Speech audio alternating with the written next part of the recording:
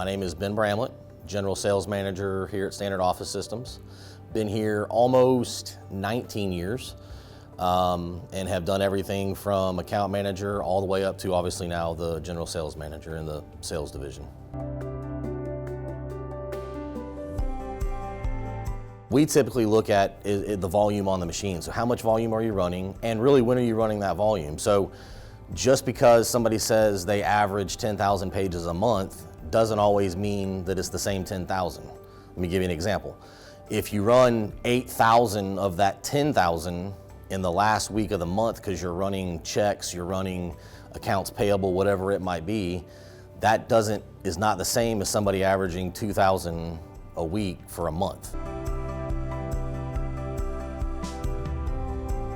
A lot of what happens in our industry is leasing. So if you have a 5-year lease, that also goes into play with this, because if I buy a machine that's gonna barely take care of the volumes, but it works financially for me, that may be okay in year 1, year 2, but after that machine has run that same volume for 4 or 5 years, I'm going to start seeing more issues with that later in the lease, not being happy with it. Whereas if I do buy the machine that possibly I do need, I'm not gonna have those issues in year 4 and 5, but nobody looks at that in that year 1 when I'm making that decision.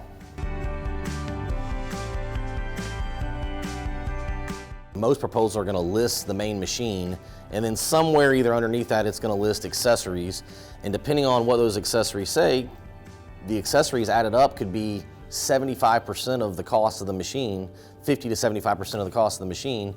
So trying to compare that apples to apples against somebody else and say they're dramatically cheaper than you or dramatically more than you, why? It's really all in how you're building the machine that you're looking at.